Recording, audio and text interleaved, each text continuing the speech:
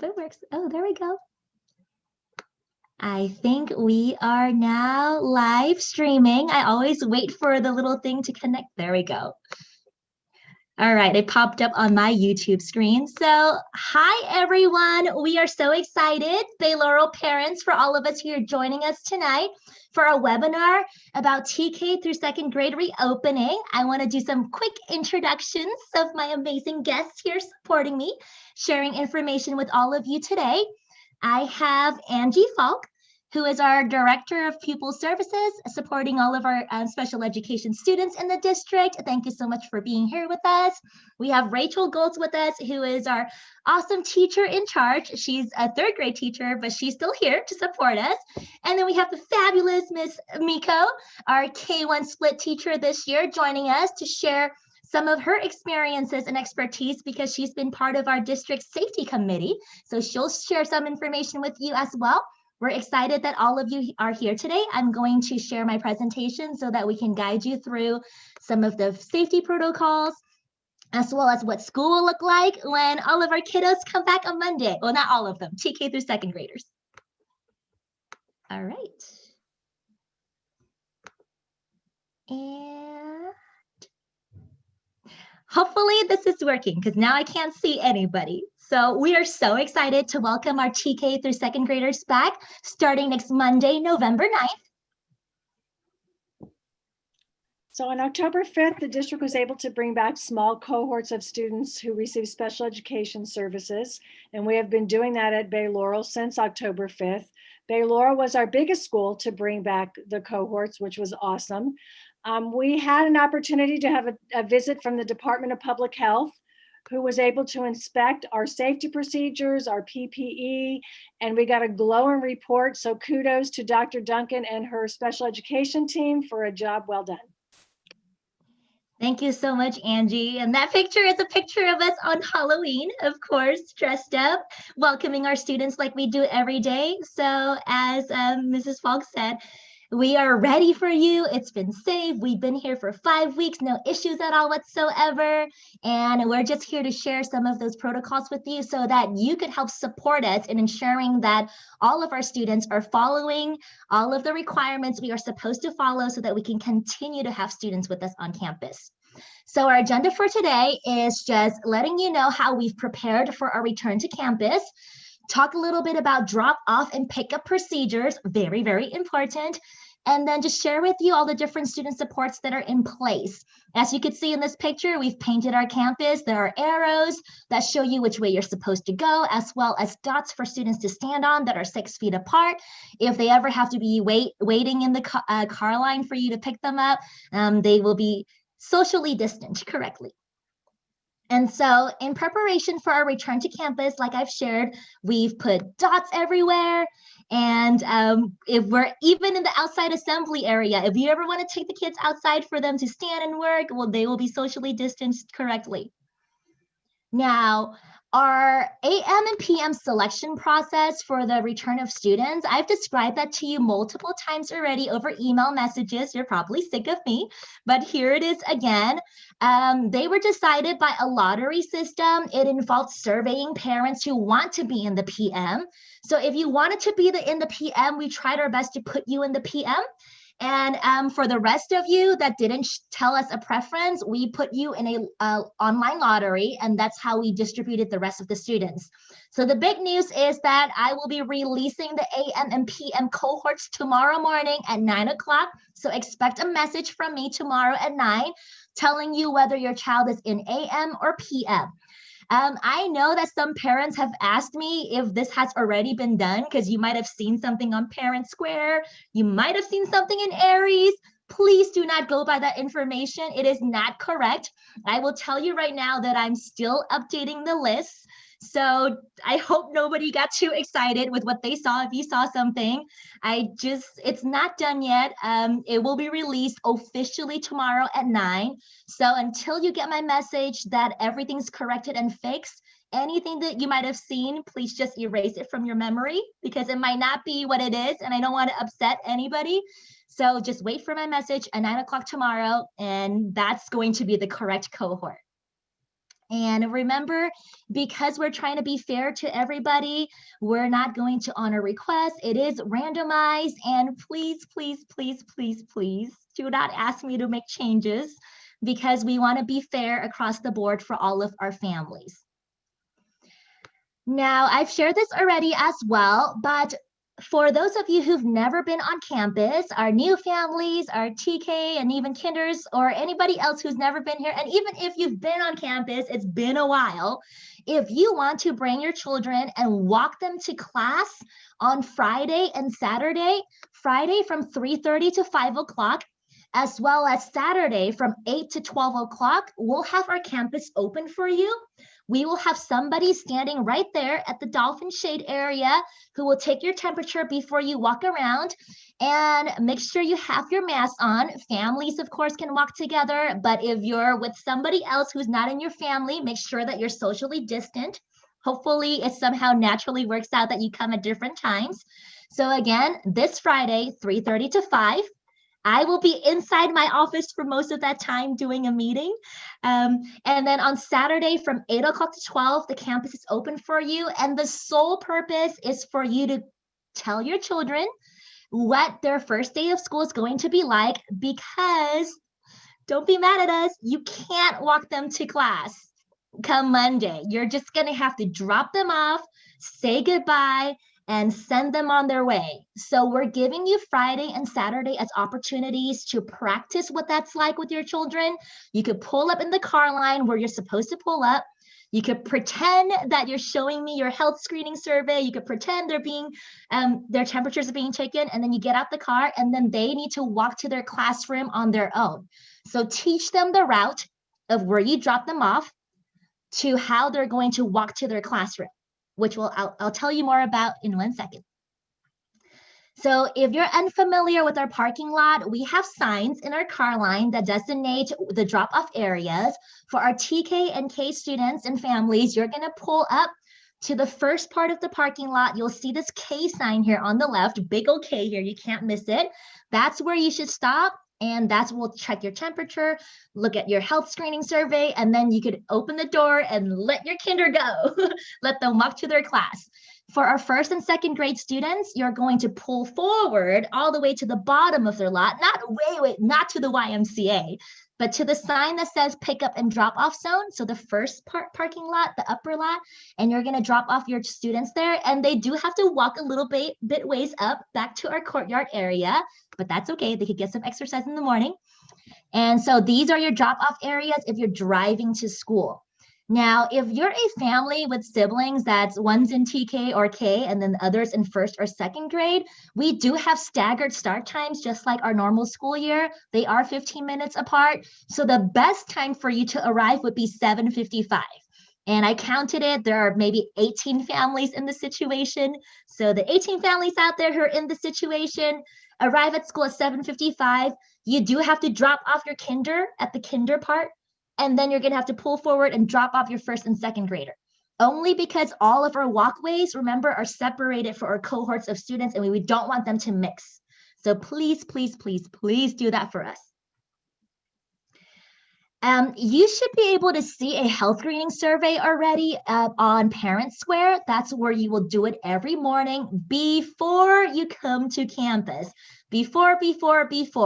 I think I might be a little bit overboard here and send a reminder maybe every morning. I will maybe send it at 7 o'clock to all parents, or to our TK through second grade parents, to remind you.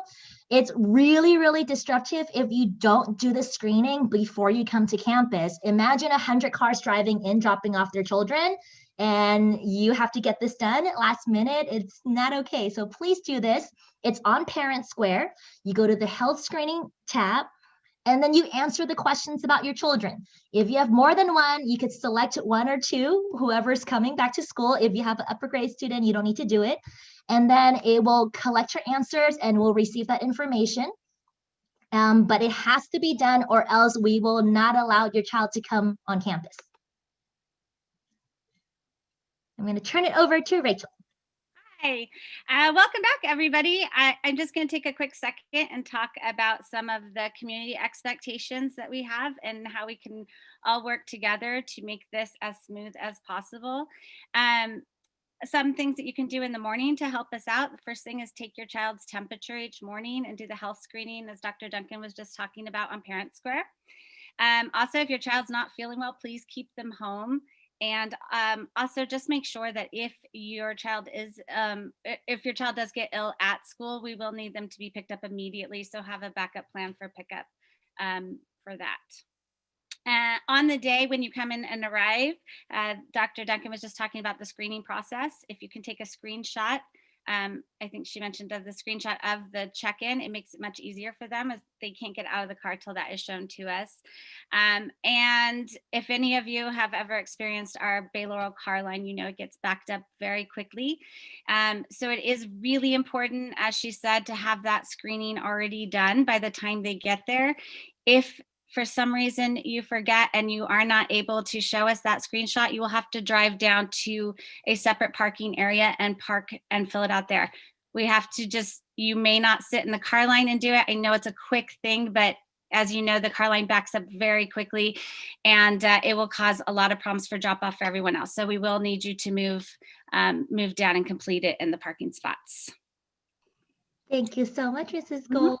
And yes, I have not had the pleasure of experiencing the car line yet, but I've heard some horror stories. So, Bay Laurel parents, I know that you'll work with us. I know that you want this to be a successful return for everybody.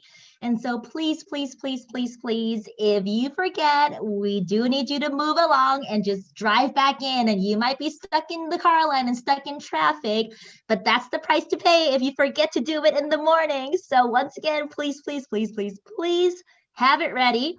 Screenshot it or show it to us directly from your phone in the morning. It looks like this. If it's on your phone, it will show some green check marks that you've done it. And our campus supervisors and our people who are checking the screenings in the morning while you're in the car showing your phones to us will be looking for the check marks, and we're looking at the date as well. So it has to be done on the correct date. Don't try to trick us and show us a previous screening that you've done. Just do things right, do things correctly, and everything will be smooth sailing for us. So for those of you who are unfamiliar with our campus, once again, hopefully you come on Friday and Saturday, but we have an area that we call the Kinder Gate. It's a green gate that you see in the picture there. And that dolphin shade structure that I've referred to earlier, behind that is what we're going to call the courtyard.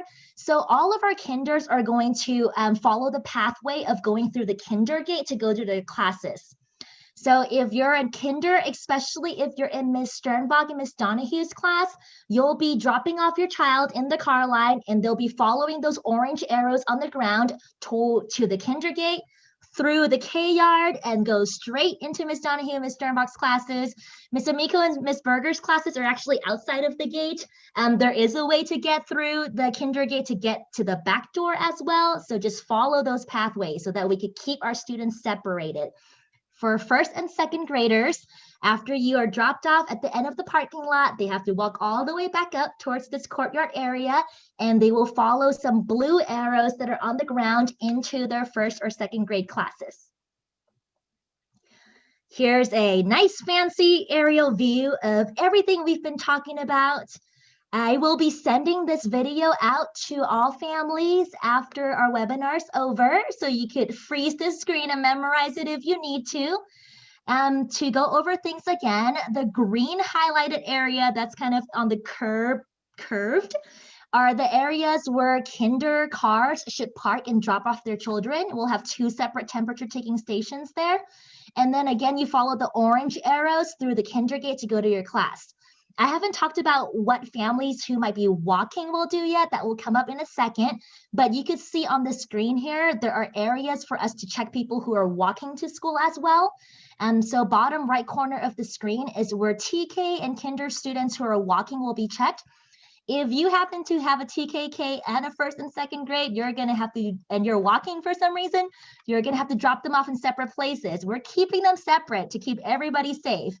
All right, so you could see where the first and second grader walkers have to walk all the way down across the crosswalk at the bottom of the parking lot. That's where they will be checked. So again, I will send this out. You can pause this screen and you can stare at this. as long as you want, so that you know all of our directions and drop-off areas. Here's what it looks like in real life. For those of you who are walking to school, you're probably familiar with campus already. So if you're a TK or K family, you're walking your child to school, you can use the stairway, but you're going to have to stop there. You're not going to be able to walk onto campus with your children. We're going to have a temperature taking station there. We're going to check the temperature of your child, check that you've done the health screening, and then they will walk themselves to class. So that's the picture on the left. All right, I really need everybody's support and help here. Do not try to linger and try to take your kid to class. We can't have that, just for safety reasons. On the right-hand side is the bottom of the parking lot where you'll cross the crosswalk. And then at the end of the crosswalk is where we'll have a temperature taker and a health screener checking your children. You're gonna have to stop there as well, and you cannot walk up with your children. So I don't know if this will deter you from walking or not, but for the most part, if you can drive, it might be a little bit easier. But if you do want to walk and you do want to test that out, please make sure your health screening is done and that you bring your cell phone with you. Don't forget to bring your cell phone to show us that it's been done. All right, I'm going to say that probably 5 million times during this webinar so that everybody will do that correctly. And as I mentioned earlier, make sure that everybody's safe by making sure that all of our students have their masks on at all times. Even when you come to campus, especially if you're walking your children, have your mask on. When we're at school, the only times where we are able to allow students to have their masks off momentarily is if they're drinking water, eating a snack, or if they need to blow their nose. And our teachers will teach our students these protocols as well, because we have some very specific protocols surrounding that. They can't just unmask inside the classroom and start blowing their nose and sneezing and whatnot. That's not very safe. So we're gonna do our best to teach our children all of these little protocols here. I do want to inform all of our families that neck gaiters are not allowed. The ones, they're kind of like ski masks almost, or half of it, like that goes from here to here. Please don't send your children with those. Have them with a mask on. Masks with ventilation are also not permitted. So this is something that I just verified with our district nurse today. So if you have a mask that has ventilation, please don't send those to school. We also would like and request and maybe require that you bring a second mask for your children. Pack it in a Ziploc bag and have a second one ready in their backpacks just in case it gets soiled for some reason, if it gets lost for some reason. I mean, we are dealing with our younger kids here, so please have those ready. And for the 5 millionth time, we love you, but none of you are allowed on campus. No parents on campus allowed. So please don't come. We'll take care of your babies. Don't worry. Don't stress out about it. They will be fine. Okay. Might be hard the first couple of days, but they will get used to it. And we love having them there and we'll take care of them. And I said this already, but our offices will be closed during dismissal and arrival time. So don't be mad if you call the office in the morning during arrival or dismissal times, or in the afternoon during arrival and dismissal time, because our office staff will be helping us outside. We just want to make sure our arrival and dismissal processes are going very well. So we want all staff on hand, especially those first 2 weeks. And then if it gets into a flow where things are going easy and we don't need as many people, then we will have our office staff back in our office to answer the phone calls in the morning. All right, so students coming onto their campus, like I said, will have their temperatures taken in their car.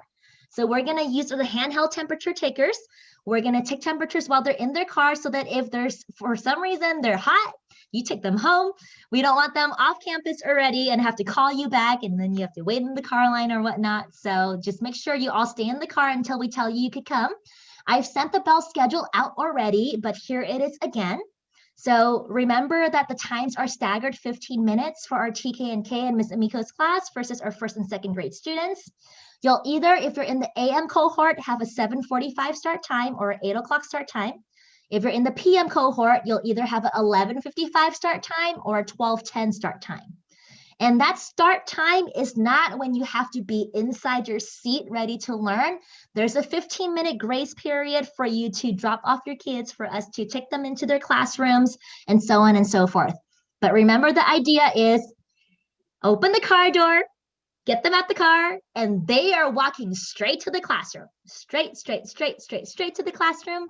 And we do have some very tempting, alluring, I think, play structures in our K yard there. But hey, if you have a kid in Miss Sternbach's or Miss Donahue's class, you're going to have to tell them to ignore what they see when they walk past the yard and go straight to the classroom. And we have Ms. Miko telling us about our classrooms. Hi, parents. Yes, thank you, Dr. Duncan.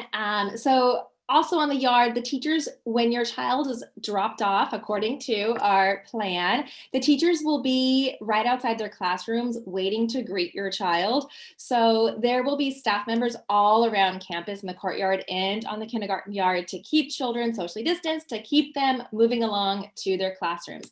So speaking of classrooms, teachers have been working very hard this week setting up socially distanced classes. All of the classrooms for TK through second grade will get individual desks. Those desks will be assigned, so your child will sit in the same desk each time. Those desks will be cleaned in between cohorts. The teacher's desk, so some teachers have an actual desk. Some teachers in the TK and K classrooms have like a teacher table. There is plexiglass for those tables, so the teacher can call over a student one at a time to help with individual work or individual reading, or perhaps conduct an assessment. So there's plexiglass on the teacher's desk. You will also get a milk crate to store individual supplies right next to your child's desk to sort of limit the amount of movement that's happening in between the classroom. The desks are 6 feet apart, like I had said, and yeah, we have been working really hard to reform our classrooms, and they look great. All of the classrooms will have a hand washing.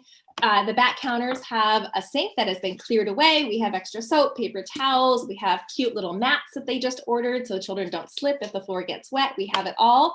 We have extra hand sanitizer. So right when your child comes into the classroom, he or she will be asked to either wash their hands or use hand sanitizer.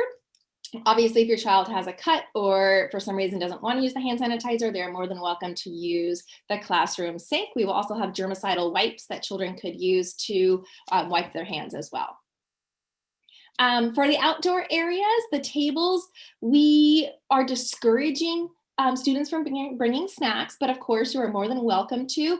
Your child will need to sit at a table. Each classroom will have a designated table with a yellow dot. The yellow dots are where children may sit to have their snack. They may remove their mask, obviously, to eat their snack. Staff members cannot help with giving your child a utensil or opening up a Go-Gurt. So please make sure whatever snack that you send, your child is able to open it and eat it completely independently. We are definitely recommending disposable snacks in a plastic baggie or a brown bag that can be thrown away, as we can't collect. In the past, teachers would collect all of the snacks in a snack bin and then hand them out at the end of the day, and we can't do that. So if you do send in a reusable snack container, your child will have to be responsible for bringing it back to the classroom themselves. The playgrounds have dots all around them for social distancing, and the playgrounds have been divided into zones. So the teachers are working on schedules. Each day, your cohort will be assigned a particular zone to play in, and those zones will be cleaned in between cohorts. Classroom procedures. So you will be getting an email from your teacher explaining very specific classroom protocols and procedures. Classroom teachers will be explaining these new procedures to students, and we'll be working with them to understand that school is going to look different, but it will still be fun. It will still be exciting. It's very important that students wash their hands anytime they enter and exit the classroom. So they will be washing their hands and using hand sanitizer multiple times during the day. And so that's a procedure that will have to be practiced. Desks are always 6 feet apart, and they will remain 6 feet apart. Students are not going to be gathering in small groups. They're not going to be moving those desks so that they can touch each other. They will remain 6 feet apart. We will be getting a movement break during this movement break. And the reason why it's called a movement break is because we want kids to be moving. Unlike a regular recess where kids might just sit around and talk, we really want to make sure that kids are actively playing. Each classroom is equipped with 2 sets of sports equipment, including like hula hoops and balls and jump ropes and different activities that can be used independently. We really want to make sure that the students are moving and getting that exercise during their movement breaks. Student materials. This is also my slide. So there is no shared materials during the day. So the teachers have been working really hard to implement procedures where individual kits, individual bins, individual trays will be made available to students to use. If a child goes to select, say, a tray of blocks, that tray of blocks will be sanitized. And then the teacher will bring that tray to the child's desk. The child can play with those blocks. And then those blocks will be placed in a designated area or table to be sanitized, and they cannot be touched by another student until they have been sanitized. So we have all sorts of new equipment and bins and all sorts of great things coming in to help with that. Students will not be allowed to go into certain areas like a classroom library and select books. The books can be either pre-selected, or the child can say, Mrs. Amico, can you please go get me this book? And then the teacher can go get the book and bring it back to the child's seat. We are asking you to only send the supplies that your teacher is asking for. So your teacher will communicate exactly which supplies need to be brought back to the class. If it's not on the list, you can keep it at home, and you should keep it at home. Either you'll need it for the independent and asynchronous work, or it's just not necessary. We have our wonderful PFA has purchased extra supplies. Our wonderful district has purchased extra supplies for us to use. So it's very possible that your child will have a set of crayons at home and a set of crayons at school. So if you don't need to bring it back and forth, please don't bring it back and forth. You will definitely need to bring a reusable water bottle. Students are not permitted to drink from the drinking fountain for obvious reasons, but they can still use the hydration station to fill their water bottles as they need to. Thank you so much, Mrs. Amico. A couple more things, and we will let you enjoy the rest of the evening. So as far as student pickups are concerned, you're picking up your children from the same areas that you dropped them off at. As far as the car line's concerned, the student dismissal process will be more organized in the sense that you're not just dropping them off and telling them to follow the arrows to walk to the classroom. Teachers will be walking students out to the car line area, and we have assigned a 12 dots to each of our teachers, which they'll teach their students to stand on, one per dot.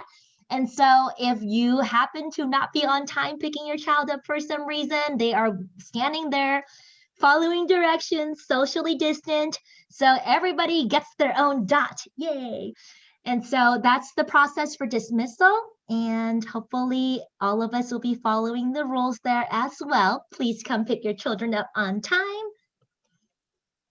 Let's see. And then just to share a little bit of information, we have the AM cohort and PM cohort schedule, and we have 90 minutes in between when the AM students leave and when the PM students arrive to do thorough cleanings of all of our classroom that are being used. So our custodians, our plant managers, we even have extra custodians who are coming over during the 90 minutes period to help us make sure that we clean all of the classrooms and disinfect all of the service areas so that it's safe for the next cohort to arrive. So classrooms will be clean, restrooms will be clean, our offices and health office will be clean. So before the PM group arrive, you can rest assured that everything has been sprayed and sanitized. We're following all of the requirements that we're supposed to follow so that your kiddos will be safe with us. So no worries there at all whatsoever. I think I've said this a couple of times already, but just so nobody gets mad at our office, it will be closed during these times that are listed when kids are coming and when we're dismissing students, and when the second cohort of students are coming and when we're dismissing the second cohort of students, just so we have all hands on deck. Once we get used to the routine, like I said, then we will have less of a need for all of our office staff to go out there to help out. So we're hoping that we get used to our routine very quickly and we can smoothly transition into not needing so many people out there because everybody will just follow the rules and do what they're supposed to. So final notes here before we let you go. One more time, we can't have visitors on campus. We cannot have parents on campus. We love you, but we will just keep our distance. You can call me, we can Zoom, you can email me, but please don't come on campus because it'll just keep things more safe for everybody. Less adults here, less interactions so we could keep socially distant. And do know that behind the scenes, our office staff who've been here, our plant manager, our custodian, all of us in the office have been working so hard to plan for everything. All of our teachers have been spending this week setting up their classrooms. They are working really hard on that. It's hard trying to set up a socially distant classroom for elementary age students, especially when we're used to all of the manipulatives and beautiful posters and different sitting areas. So it's hard, and our teachers are doing such a great job just managing how we have to teach now. But it is a step up over Zoom. I would hope everybody feels that way, that we actually get to be in person, seeing all of our lovely kiddos' faces. So we are thrilled to have all of you back on campus with us on Monday. Our counselors coming back on campus as well and will be available. And as always, we have our Community 360 website as well, where you can make additional counseling appointments with our Community 360 counseling staff too. So with all of these things in place, we are so excited to see you all on Monday. If you have any questions, please feel free to reach out to me, Jay Duncan at lvusd.org. And let me stop the share so you can see all the beautiful faces of our guests here today before we say goodbye. You will get your cohorts information tomorrow at 9 a.m. Don't send me angry emails. We worked really hard. The randomizer worked really hard on it. And so, but feel free to reach out if you have questions. I'm always happy to answer them for you. And with that said, we hope you enjoy your evening. Thanks for joining us. Bye. Bye. Bye.